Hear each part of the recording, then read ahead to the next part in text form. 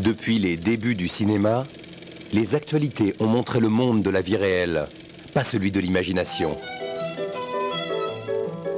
Les caméramans des actualités nous ont montré de délirantes acrobaties.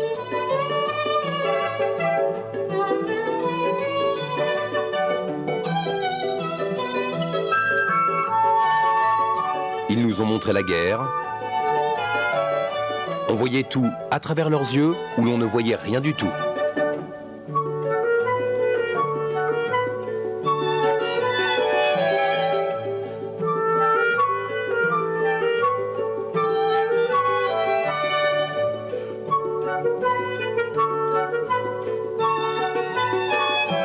Avant la Première Guerre mondiale, avant la télévision et la radio, le cinéma était notre seule fenêtre sur le monde en mouvement. Seuls les films pouvaient montrer la vie en action partout dans le monde. Les merveilles, les guerres et les misères de la planète entière pouvaient être vus par quiconque avait quelques centimes à dépenser dans un ticket de cinéma. Le cinéma a créé un nouveau public, amateur de sensations fortes et immensément curieux, et qui surtout cherchait le divertissement. Les journaux et les périodiques ne pouvaient que raconter les événements. Le cinéma pouvait les montrer. Et s'il choquait l'assistance, ça n'en était que mieux.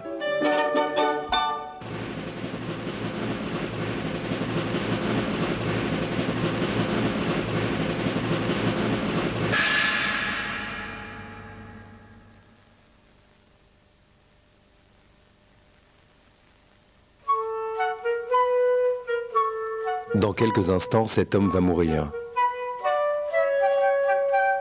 Nous sommes en 1912, au premier étage de la Tour Eiffel.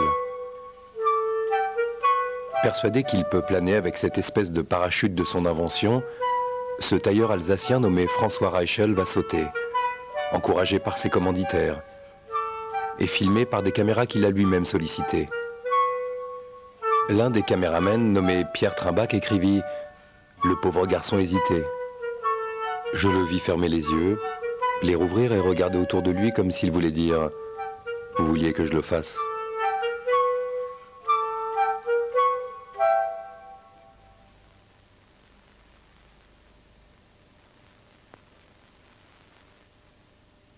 Une deuxième caméra était en place pour filmer la chute. C'est elle qui filma l'impact dans le gazon. Ici, on est tout au début des actualités filmées, donc il n'y a pas encore de programme type.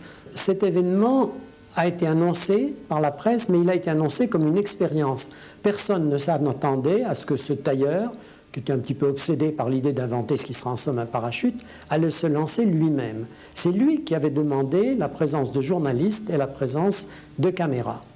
Il faut se rappeler qu'à l'époque, il y a plusieurs cinémas qui ne passent que des actualités. C'est quelque chose de très nouveau.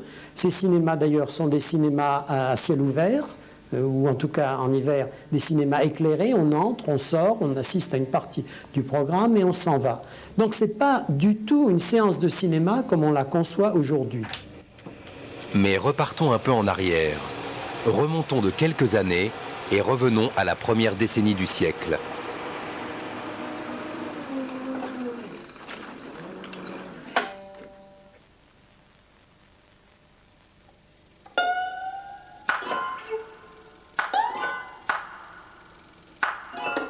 Les tribunes sont vides. Mais cette épreuve féminine de tir à l'arc représente un moment décisif, à la fois pour les actualités filmées et le mouvement olympique. Nous sommes en 1908. Les actualités viennent juste d'être inventées et font leur premier pas aux Jeux Olympiques de Londres.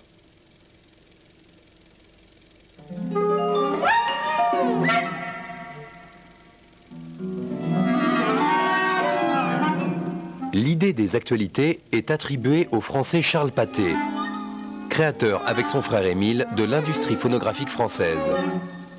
Il imagina de regrouper en un même programme de 10 ou 15 séquences les petits films qui montraient les événements de la vie réelle. Si les actualités doivent leur succès initial aux Jeux Olympiques, les Jeux Olympiques doivent une part de leur célébrité mondiale aux actualités.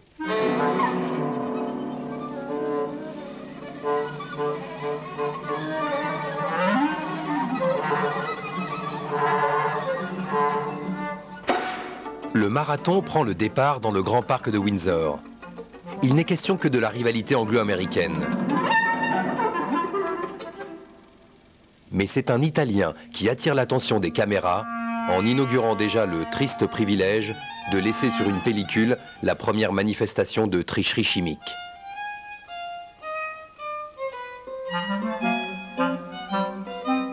À son arrivée dans le stade, le champion italien Doranto Pietri titube de manière inattendue, au point que les officiels doivent le soutenir. Ceux qui le terrassent, ce n'est pas seulement la fatigue, mais aussi la strychnine, qu'il a tenté d'employer comme dopant.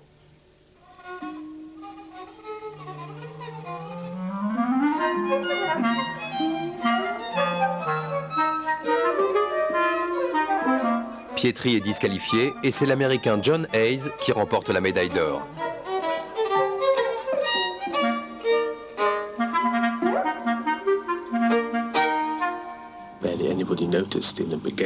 Peu de gens ont remarqué les Jeux de 1900 et 1904, mais ce sont les Jeux de 1906, pourtant pas vraiment officiels, qui ont commencé à attirer l'attention d'un plus large public au mouvement olympique.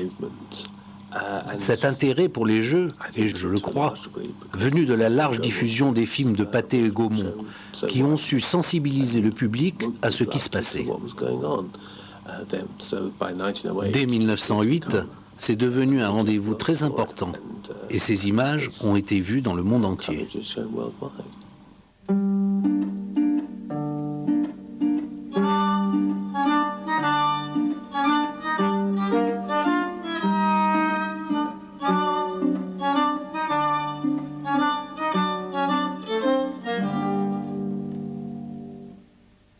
Si les inondations de 1910 sont restées dans les mémoires de plusieurs générations, elles le doivent autant à leur ampleur inaccoutumée qu'à la masse de documents visuels qu'elles suscitèrent.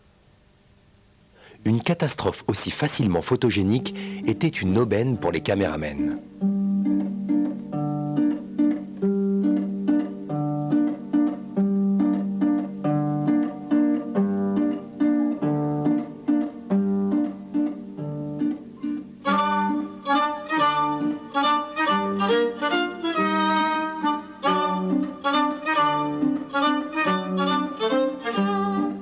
La plupart de ces images n'ont jamais été montrées en public. Il s'agit de ce qu'on appelle en jargon professionnel des rushs, écartés du montage final et qui ont été retrouvés dans les tiroirs du Fonds Pathé à Paris.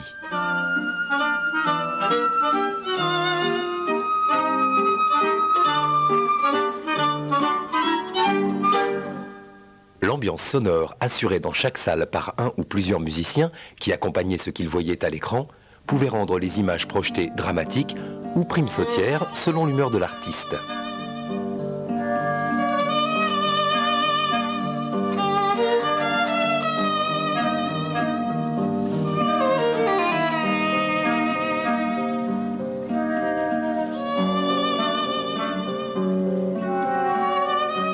Une actualité comme celle-là montre à quel point le cinéma a évolué extraordinairement vite. Il y a par exemple un très très beau contre-jour, mais il y a surtout des cadrages qui sont parfaits et il y a une étude, un travail sur les reflets dans l'eau qui est vraiment étonnant. On voit que ces caméramans sont des photographes professionnels qui ont en même temps le sens du mouvement. Les déplacements sont suivis de façon lente mais en même temps continue, il n'y a pas la moindre hésitation. Donc ce sont des professionnels de très haut niveau qui ont 4 ou 5 ans d'expérience derrière eux seulement. Les actualités venaient à peine de s'installer dans leurs principes que déjà Pathé voyait arriver son premier concurrent sérieux, Gaumont. Ces images proviennent du premier journal fabriqué par Léon Gaumont en 1910. Le laconisme des titres intercalaires n'enlevait rien à l'intérêt immédiat qu'y trouvait le spectateur.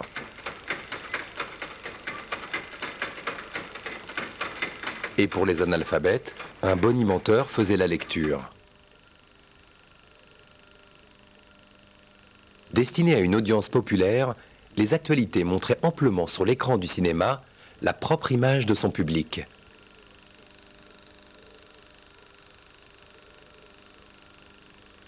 La place des conflits sociaux dans les actualités à venir se fera très vite beaucoup plus discrète.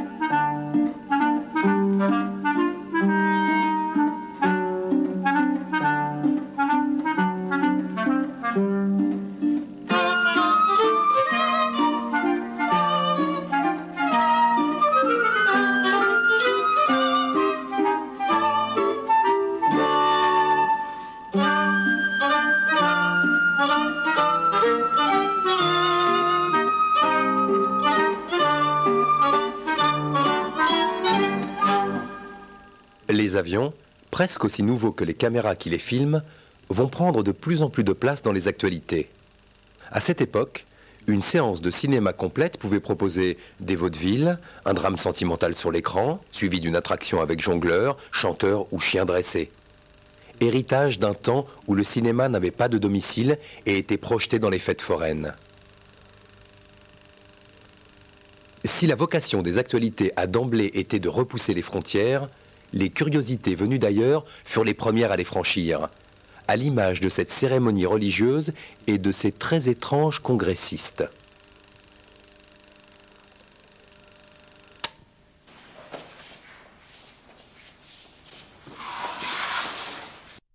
Derrière la manivelle, tous ces beaux édiles en frac seront si fiers d'apparaître sur l'écran à leur avantage qu'ils sauront bien convaincre leurs électeurs et leurs administrés d'aller faire un en échauffourée, donc pour éviter justement ces risques de débordement qui peuvent être difficilement contrôlables, la police et donc la censure préfèrent dans un premier temps interdire, pas montrer l'ennemi. On se rend compte d'un autre côté qu'il est quand même très intéressant de montrer des images de prisonniers allemands. On montre qu'on a gagné certaines batailles et qu'on a capturé des ennemis. Comme dans toutes les guerres, le traitement des prisonniers allemands est étroitement conditionné par celui des prisonniers français de l'autre côté du front, et inversement. Ces images montrent des baraquements propres et des pensionnaires ordonnés et disciplinés. Voici la distribution du pain.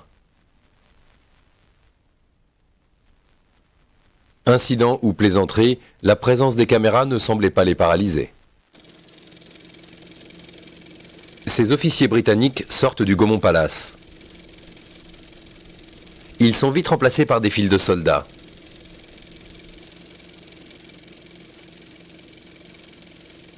Alors que le front s'enterre et que la guerre s'éternise, la fréquentation des cinémas à l'arrière ne cesse de croître. Les salles se multiplient, les films se diversifient.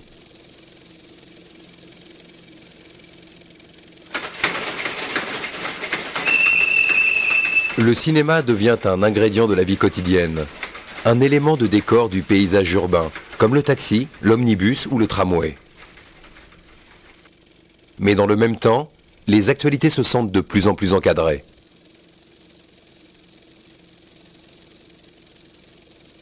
À partir de 1916, les compagnies vont travailler sous contrôle militaire total et elles seront même finalement remplacées par un ciné-journal officiel de l'armée qui montre des prises d'armes, des défilés, des visites d'officiers étrangers, un officier américain qui vient visiter l'arrière du front français, un officier suisse, on tient beaucoup aux Suisses parce que c'est l'idée que les neutres aussi sont de notre côté. Il y a une chasse à l'actualité parce qu'on manque d'images et il faut malgré tout en trouver. Et ces cérémonies officielles, ces prises d'armes qui réunissent autorités temporelles et spirituelles dans la gloire du poilu, elles ont du succès. Mais on les préfère quand même avec des vedettes. En uniforme clair, certainement bleu horizon, le général Pétain reçoit une personnalité de la société civile.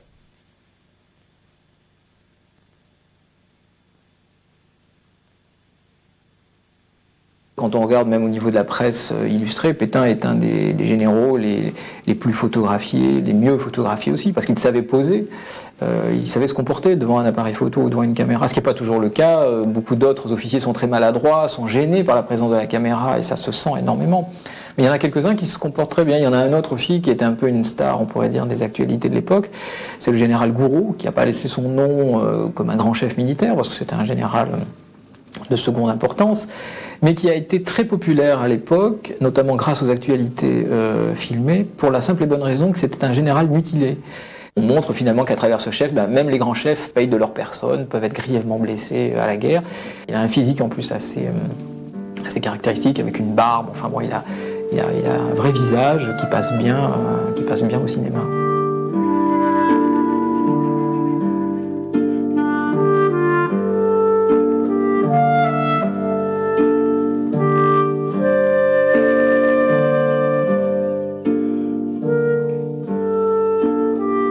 En 1917, les Américains débarquent aux côtés des Alliés.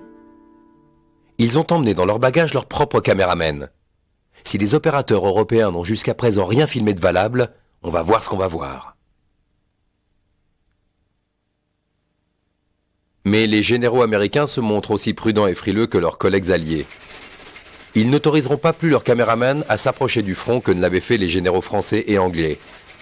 Et les actualités américaines ne feront pas mieux que les autres.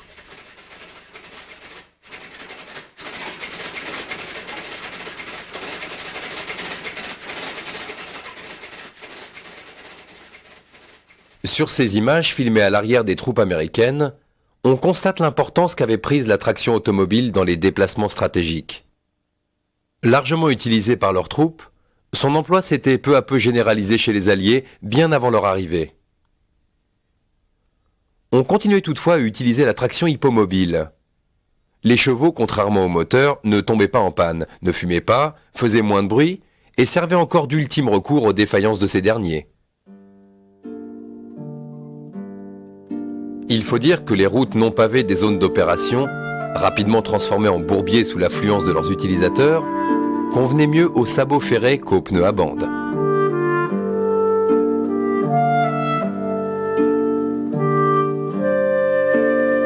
Il y a une génération de caméramans qui a surgi de l'expérience de la guerre. Ce qu'on peut dire par contre, c'est qu'on a représenté l'événement, ses à côté, on a montré certaines choses qui sont particulièrement, c'est vrai, qui restent comme des images particulièrement fortes, mais on n'a pas pu filmer l'événement en lui-même. Donc ça c'est vraiment le premier constat, une sorte de désillusion des professionnels du cinéma face à ce constat donc de l'incapacité, de l'impossibilité de filmer la bataille, le combat.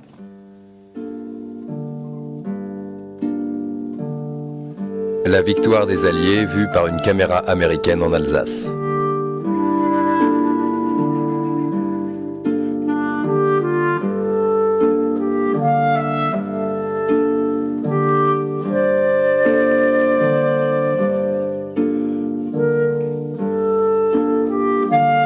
Et après l'hécatombe, le spectacle des enfants qui incarnent l'avenir fait figure d'exorcisme. Voici la salle des trésors, la mémoire visuelle de 50 ans d'actualité.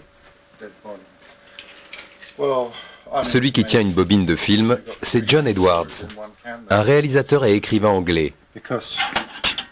En 1981, il a filmé les interviews de 33 opérateurs des actualités en Amérique, en Angleterre, en France et en Allemagne. Il croyait les avoir perdus. Les voici de nouveau à la lumière, les vertigineux souvenirs des meilleurs caméramans de l'époque.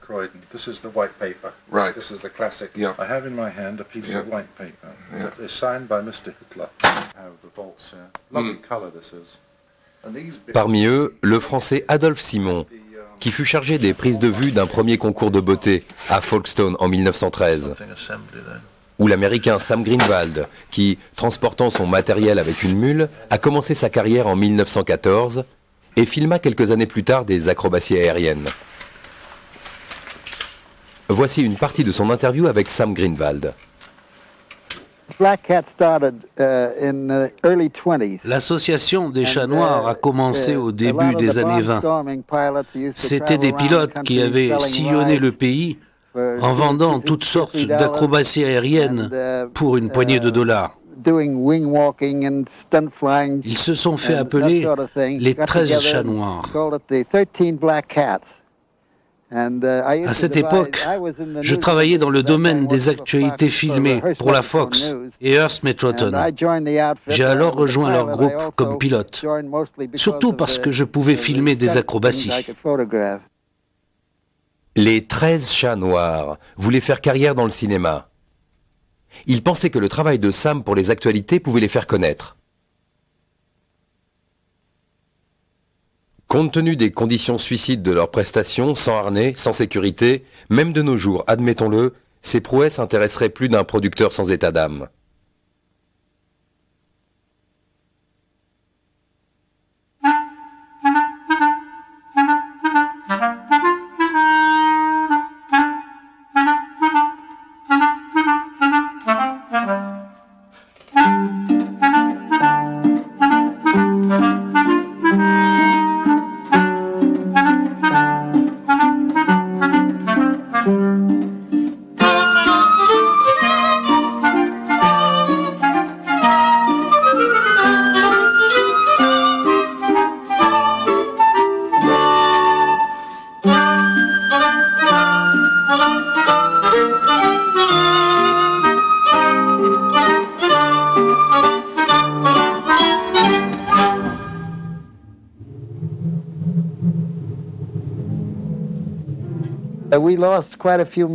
On a perdu plusieurs gars pendant ces cascades.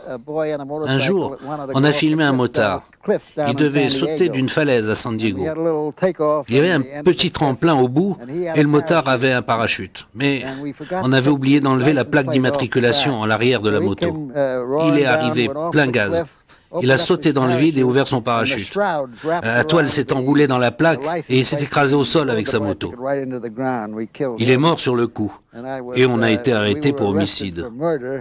Mais il nous avait signé une décharge. C'est ce qui nous a sauvés sur ce coup-là.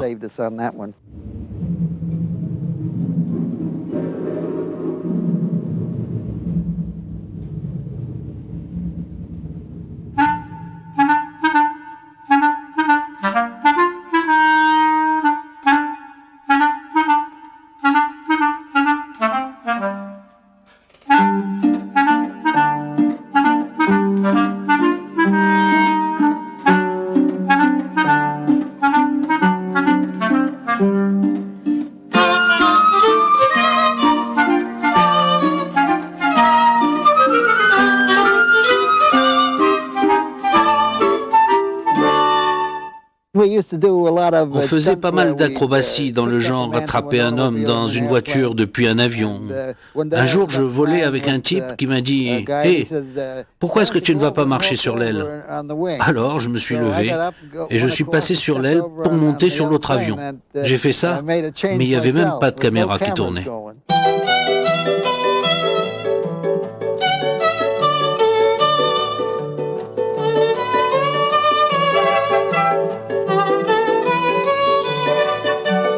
Ce film est le précieux témoin d'une certaine évolution des actualités.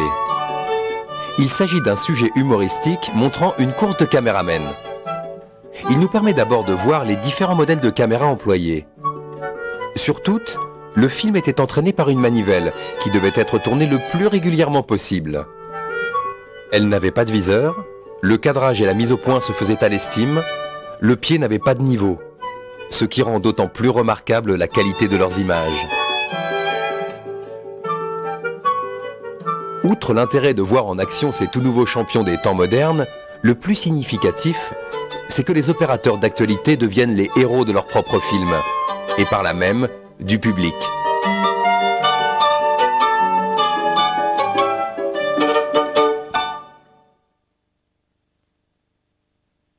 Le vainqueur appartient à British Pathé.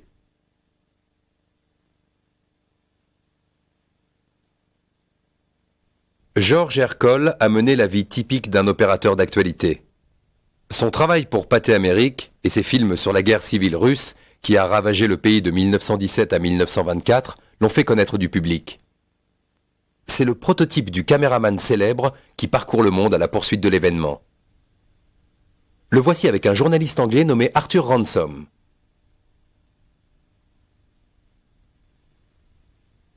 En 1924, il fut envoyé à Constantinople, puis à Smyrne, qui était assiégée par les Turcs. Ces derniers lui interdirent de pénétrer dans la ville, alors il s'introduisit clandestinement dans un bateau de guerre français et filma la destruction de la ville avec un téléobjectif. Quand les Turcs le laissèrent approcher, il filma les ruines et les réfugiés. Ercole détenait un vrai scoop, mais sans aucune valeur tant qu'il ne l'avait pas fait parvenir à New York.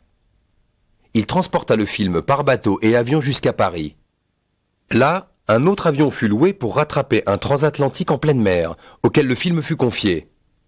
Dès que le paquebot approcha de New York, un dernier avion fut envoyé à sa rencontre et le film parvint au laboratoire. Le patron d'Ercole était aux anges. Ces images de la guerre étaient les premières à être montrées aux États-Unis. Les concurrents avaient été pris de vitesse et c'était bien ça le plus important. La concurrence entre les actualités était toujours acharnée. Les relations étaient très agressives et tous les moyens étaient bons. On n'hésitait pas à pirater une scène à la concurrence si elle avait une exclusivité. À cette époque, comme maintenant d'ailleurs, on passait des contrats d'exclusivité pour certains événements. L'une des plus fameuses histoires de ce genre est la course entre les chevaux Zev et Papyrus à Belmont en 1923.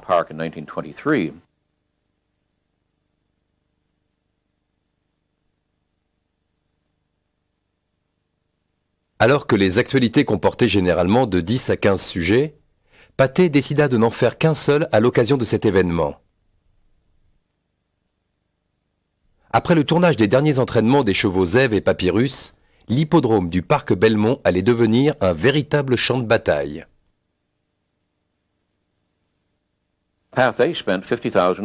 Pathé avait déboursé 50 000 $ pour l'accès exclusif au terrain par ses caméramens. En 1923, c'était une somme importante, environ $1,5 million d'aujourd'hui. Les compagnies Fox et Hearst ont plutôt mal pris le fait d'être refoulées parce qu'elles n'avaient pas passé de contrat. Très offensés, ils décidèrent de pirater l'événement avec des équipes de prise de vue dans les immeubles aux alentours et d'autres équipées de toutes petites caméras portables capables d'enregistrer quelques secondes d'image en cachette.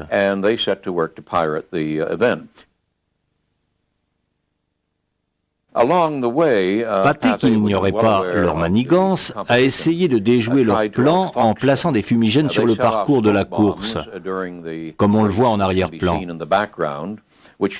Ça n'a pas vraiment marché car la fumée a finalement dérangé tout le monde.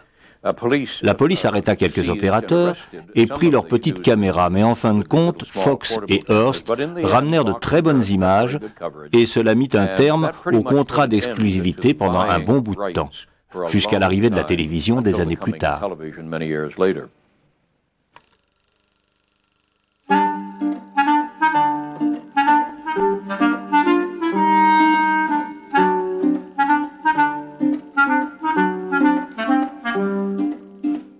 Les pellicules teintées étaient parfois employées pour accentuer un événement ou une ambiance particulière. Le rouge pour le feu, le bleu pour la nuit, ou simplement pour changer du noir et blanc. Le sujet précédent était teinté en vert, celui-ci en jaune, le suivant sera bleu.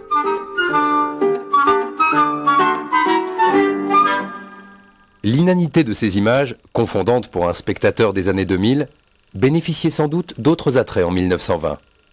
Les compagnies avaient un besoin permanent de sujets bouche-trou, d'images toutes prêtes et intemporelles, alors tout était bon. Le moindre délire technologique, comme cet appareil à assouplir le tronc.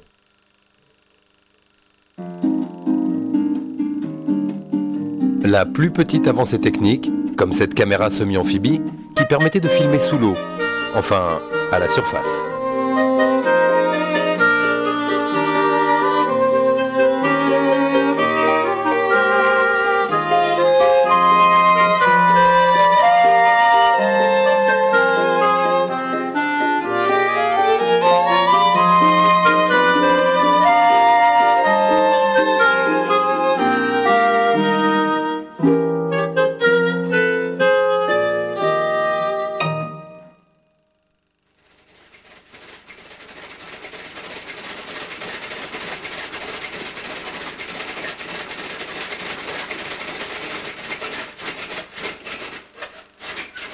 Tout était prétexte à reportage.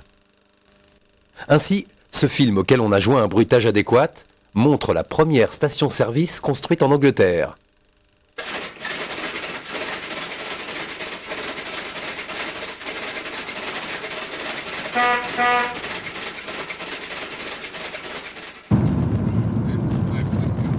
Jenny Amerton est archiviste à British Pathé.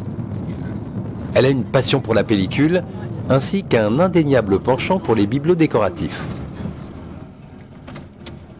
Avec ses collègues, c'est elle qui gère et entretient notre mémoire visuelle.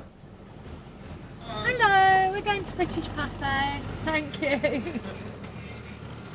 Amoureuse des années 20, elle s'est spécialisée dans les actualités anglaises qui visaient un public féminin. Elle a étudié, décortiqué, classé et archivé plus de 1500 sujets, conservés dans la grande banlieue de Londres, au studio Pinewood.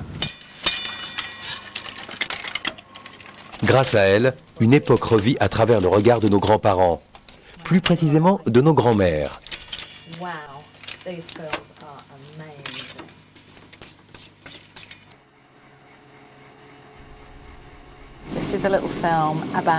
Ça, c'est un petit film qui montre comment vous pouvez protéger vos bas des éclaboussures de boue. Voilà maintenant une jeune femme qui déroule une curieuse pièce de caoutchouc. On ne sait pas vraiment ce que ça peut être. Elle passe la pièce autour du talon et la fait remonter le long de sa jambe.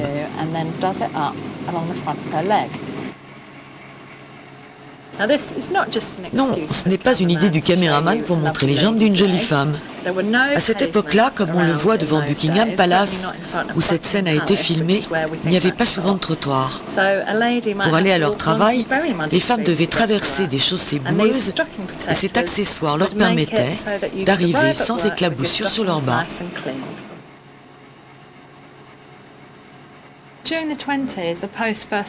Dans les années 20, cette période de l'après-guerre, il y avait beaucoup plus de femmes que d'hommes en Angleterre.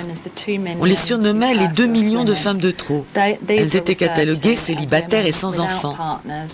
Le fait qu'elles ne soient pas mariées faisait un peu peur. On pensait qu'il leur manquait la bonne influence d'un mari. À ce moment-là, il y avait beaucoup de femmes qui osaient faire des choses un peu folles ou encore réservées aux hommes.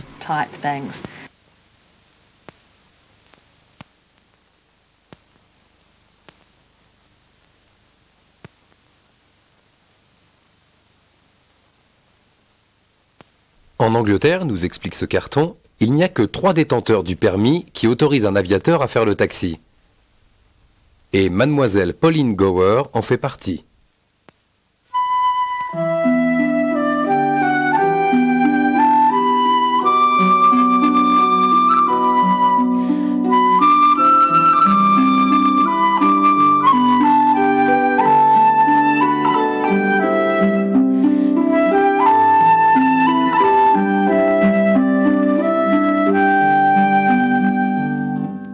Cet autre carton souligne le fait que les voyageurs à peine arrivés sur le terrain, l'avion décolle. Il s'agit bien là d'une nouvelle activité pour Pauline.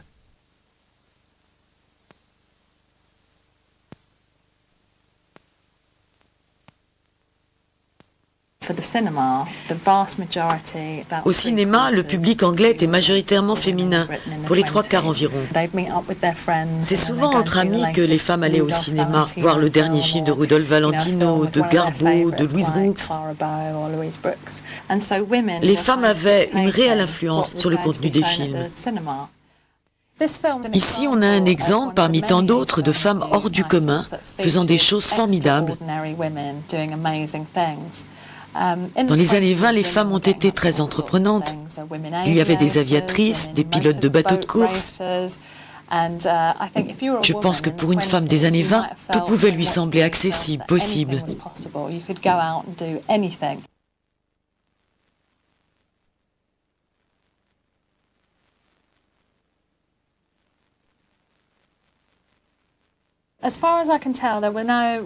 À ma connaissance, aucune femme ne travaillait à la production de ces films. Ils étaient réalisés par des hommes et de telle façon que ça puisse intéresser aussi bien des hommes que des femmes. Il y avait un nombre considérable de films sur des bas, des chaussures, des défilés de nageuses, et d'autres choses de ce genre qui permettaient de montrer de jolies filles. Il faut savoir que cette revue filmée, la revue Eve, était considérée comme de l'actualité. Elle n'était donc pas soumise à la censure des films, ce qui permettait aux cinéastes de prendre quelques libertés. Bon nombre de sujets, quand on les regarde aujourd'hui, paraissent assez coquins à oser. Le producteur savait bien ce qu'il faisait. C'est lui qui disait « Nous savons qu'Adam jette un petit regard voyeur sur ces images qui traversent trop rapidement l'écran. »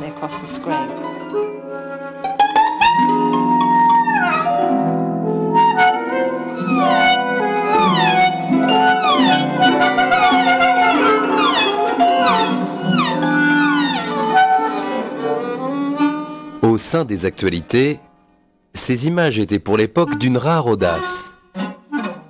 Dans ce contexte, elles représentaient l'extrême limite à laquelle on pouvait aller en matière d'érotisme.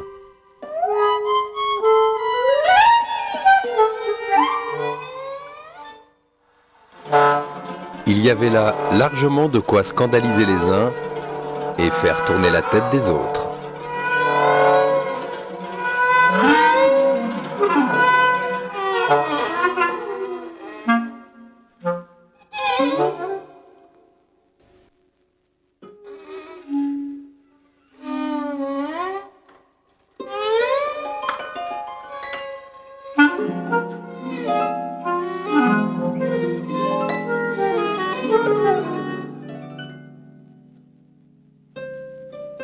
Les sujets concernant la mode, qui avaient le temps d'être fignolés, donnaient souvent prétexte à l'utilisation de cette couleur que le public semblait attendre. Comme au début du siècle, ces films sont colorisés au pochoir, image par image, mais la technique a évolué. Dorénavant, on utilise des machines. Le plus difficile n'est pas de coloriser les vêtements ou le décor, mais de trouver les teintes qui conviennent le mieux à la peau.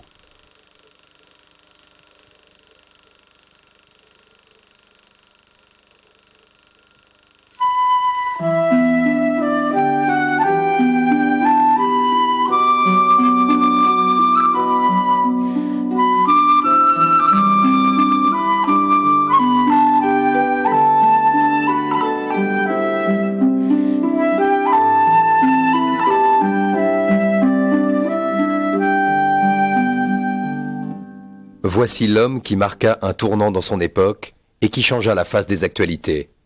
Charles Lindbergh pose pour les caméras avec sa mère Évangeline. Le personnage du sujet le plus couvert par la presse de l'entre-deux-guerres sera le premier héros mondial des années 30. Cette année 1927, le jeune aviateur a persuadé un homme d'affaires de Saint-Louis de sponsoriser sa tentative pour gagner le prix Orteig. 25 000 $ qui récompenseront le premier qui effectuera la liaison aérienne New York-Paris.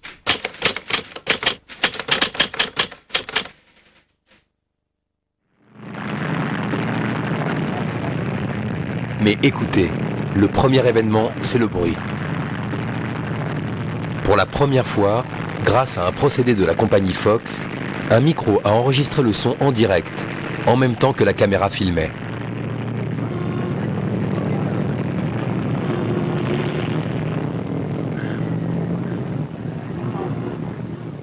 Le moteur de l'avion de Lindbergh et les vivas de la foule alors qu'il prend de l'altitude ne sont pas des trucages rajoutés après, ce sont les vrais.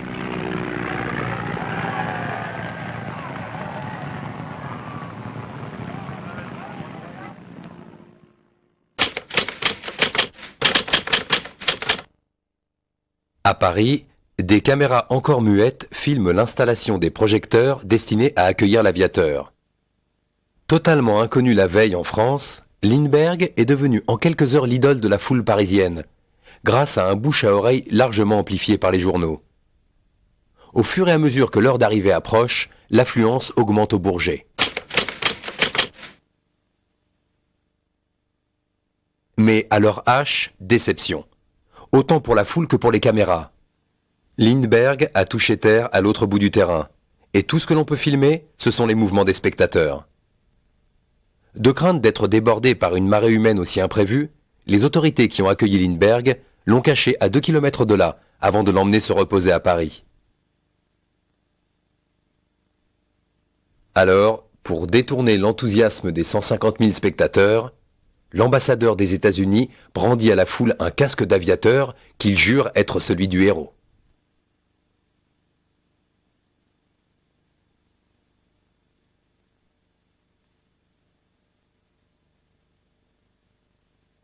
Tout ce que Paris compte de journalistes converge sur les lieux, la presse filmée au premier rang.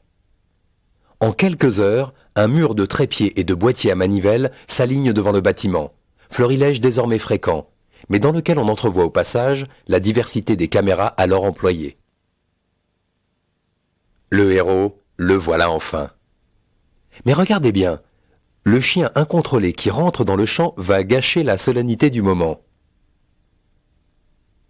Il faut refaire la prise. Lindbergh, qui ne s'attendait pas à un tel succès, n'avait emporté avec lui que ses vêtements d'aviateur. Il fallut lui prêter un costume pour le présenter à la presse. Et le courant passe immédiatement. Lindbergh était jeune, 25 ans. Il était beau, photogénique et souriant. Il représentait le courage, l'audace, l'esprit d'entreprise et surtout, il ne se passait pas grand-chose dans le monde en cette année 1927.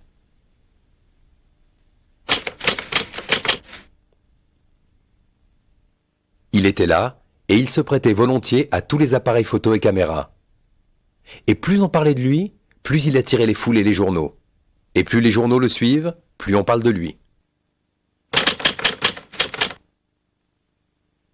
Le voici maintenant, bras dessus, bras dessous, avec Louis Blériot, le célèbre vainqueur de la Manche.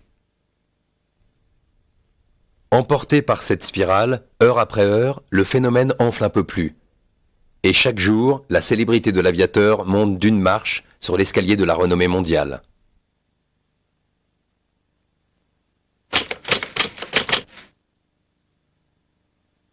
Puis il est reçu à l'hôtel de ville.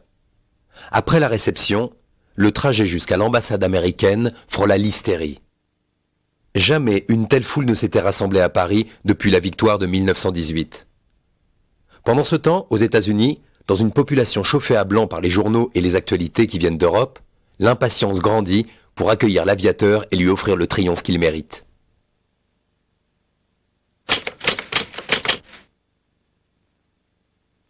Le voici maintenant, toujours aussi aimable et souriant, venant faire une brève visite aux usines Citroën.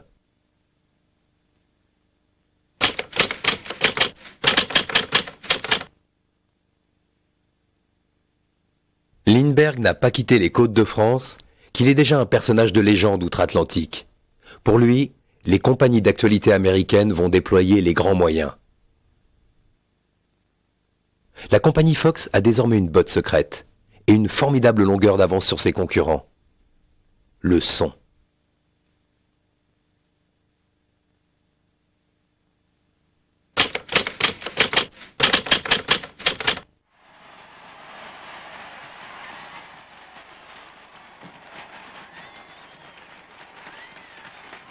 At every gathering, at every meeting I attended, were the same words. You have seen the affection of the people of France for the people of America demonstrated to you.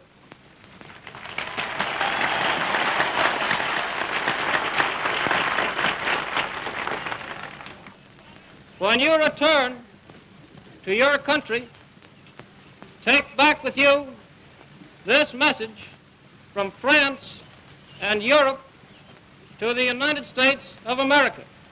I thank you.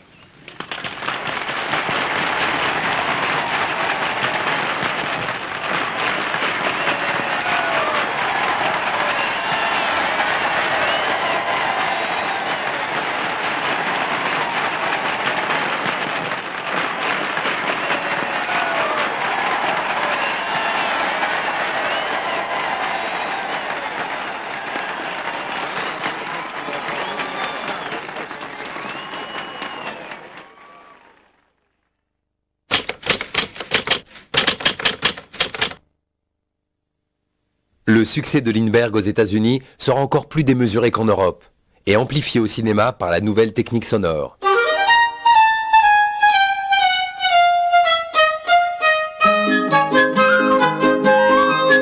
Une une armada de 400 bateaux attend le héros pour son arrivée à New York. Et devant cette apothéose, on se prend à rêver sur cette entreprise médiatique qui a supplanté la réalité dans la culture populaire et dans la mémoire collective. Si Lindbergh a bien inauguré la liaison New York-Paris, ce n'est pas le premier à avoir traversé l'Atlantique en avion. Les Anglais John Alcock et Alfred Brown avaient effectué la jonction aérienne Terre-Neuve-Irlande 8 ans avant Lindbergh, en 1919. Mais les actualités n'étaient pas là pour les filmer. Alors, pour l'histoire, Lindbergh restera le premier à avoir traversé l'Atlantique.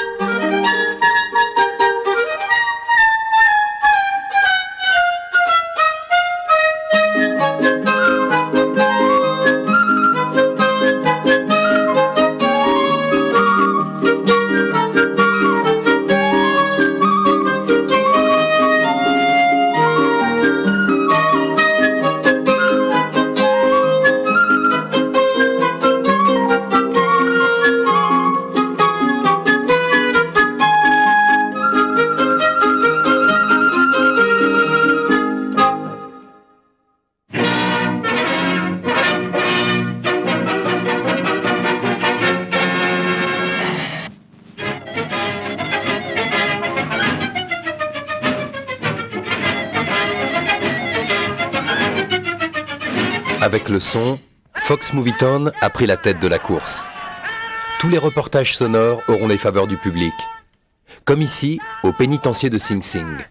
My boy is going to give your ball club a trimming today. I waited, I wouldn't tell him.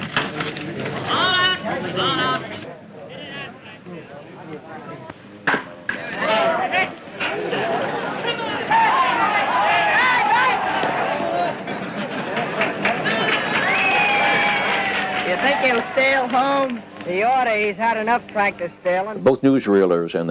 Les professionnels des actualités, comme les spectateurs, étaient fascinés par le son, bien plus que nous ne le sommes aujourd'hui. Le fait de pouvoir entendre parler des gens au cinéma stupéfiait le public et les commentaires de l'homme et de la femme de la rue étaient particulièrement appréciés. De temps en temps, 2 passants ou plus étaient sollicités par les équipes d'actualité pour commenter un événement.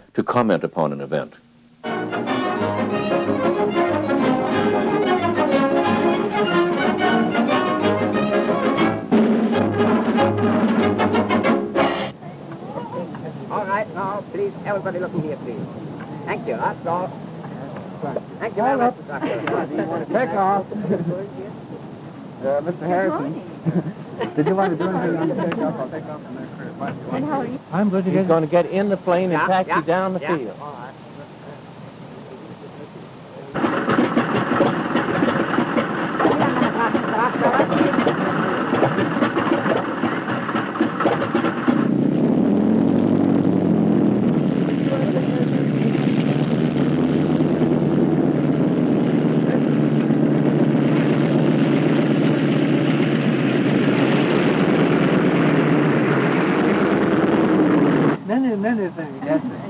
Don't you give her a dime, Mr. Rockefeller? Go ahead. Give her a dime. Thank you, sir. Thank you very much. I consider myself... Thank you for the ride. I consider myself more than amply paid. Bless you, bless you, Yes. bless you. Thank you. All right. Bless you. Bless the Standard Oil. Thank you very much. Le succès de la Fox l'encouragea à enregistrer les chefs d'État européens. I will speak to you in a few clear words of the chief problem which interests the whole of mankind, namely peace or war. As the Prime Minister of the Italian government and head of the fascist movement which has been ruling Italy since 9 years, and as a man I wish to reject and repudiate for the futile chatter and fallacious of those people who pretend to know that Italy wants to prepare for war. I fought in the war as a private soldier among Mussolini ne parlait pas anglais. Son texte était écrit sur des cartons disposés à sa gauche et à sa droite, ce qui explique l'étrange mouvement de son regard, lié à l'incertitude de son accent. Sans le savoir, le dictateur italien inaugurait le premier prompteur. Chez Fox Movietone, la volonté de dépenser beaucoup d'argent pour perfectionner les actualités sonores a apporté un grand prestige à l'entreprise. Ils ont toujours fait des actualités de premier ordre, très admirées des professionnels du cinéma.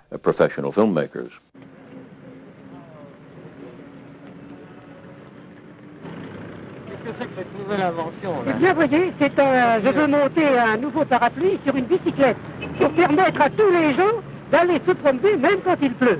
Mais vous comptez exploiter ce brevet? Ah, je veux surtout le garder à la France. Parce que l'étranger, je ne veux pas lui porter mes brevets. En aucune façon. C'est très bien, ça, et je pense réussir et être utile à tous. C'est très bien. Vous allez monter dessus tout à l'heure? Je vais monter sur la bicyclette et évoluer. Tiens, ça va être curieux.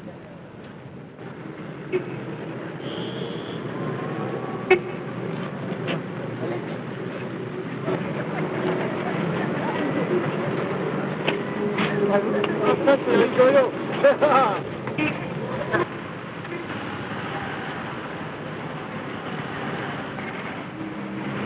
Et là, avec le vélo Pépin, on a une actualité tout à fait représentative. À ce moment-là, il y a pas ce qu'on peut appeler une censure, mais une pression très forte du gouvernement qui veut éviter que tout ce qui risque d'être une cause d'agitation dans les cinémas, une cause de trouble, soit évité. Et ce qui amène le cinéma à être de plus en plus, des actualités cinématographiques, à être de plus en plus tenté par les petits sujets amusants, les scènes de la vie courante, les scènes d'animaux, les salons, les défilés de mode, en fait tout ce qui ne prête pas à conflit.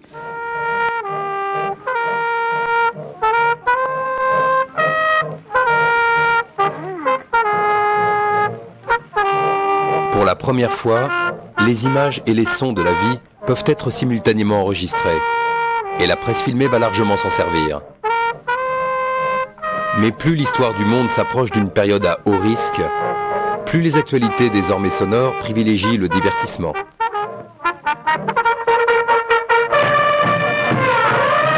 Dans l'hégémonie des extrêmes qui se dessine, les actualités vont devoir naviguer à vue entre les écueils du commerce et de la politique. Ce ne sera pas toujours sans dégâts.